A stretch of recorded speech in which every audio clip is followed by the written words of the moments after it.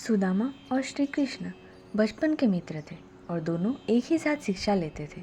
सुदामा बहुत गरीब था। वह ब्राह्मण था, इसलिए वह दिन भर में 5 घर से भिक्षा मांगकर अपना और अपने परिवार का पेट पालता था।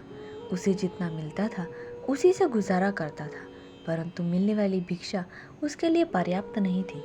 उसका और उसके परिवार का पेट भी उससे नहीं भर पाता था। इसी भिक्षा से अतिथि संस्कार भी हुआ करता था। सुदामा की पत्नी को यह मालूम था कि सुदामा के श्री कृष्ण मित्र हैं। श्री कृष्ण द्वारका के महाराजा हैं।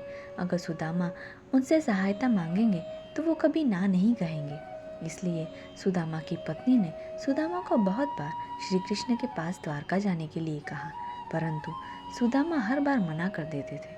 परंतु बहुत ज़्यादा पर्यटन करने के बाद सुदामा मान जाता है और वह द्वारका जाने के लिए निकल जाता है। उस समय उसके पास कोई साधन नहीं था।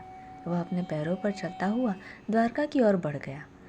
वह संकोच और लज्जा से भरा हुआ द्वारका की ओर निकल पड़ा। काफ़ी दूर चलने के बाद उसे रास्ते में एक बैलगाड़ी मिलती है, जिस पर व्यापार के लिए खूब सारा माल लदा हुआ था। मुरारी ने सुदामा को द्वारका चलने के लिए मना लिया। गाड़ी पर बैठकर दोनों द्वारका पहुँचे।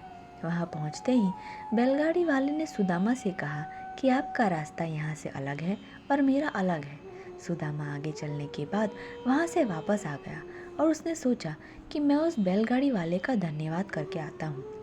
सुदामा मंदिर के पीछे उसका धन्यवाद करने के लिए वहाँ गए तो वहाँ पर कोई भी बैलगाड़ी नहीं थी और ना ही कोई मुरारी था।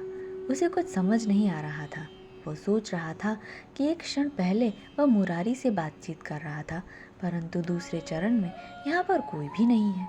सुदामा समझ गया था कि उसके मित्र श्री कृष्ण की ही ये कोई लीला है। वास्तव में ऐसा ही हुआ। जब दोनों की मुलाकात हुई तो वह दोनों मुरारी की घटना पर मुस्कुरा रहे थे। ऐसी ही नई कहानियों के लिए चैनल को लाइक और सब्सक्राइब ज़रूर करें। धन्यवाद।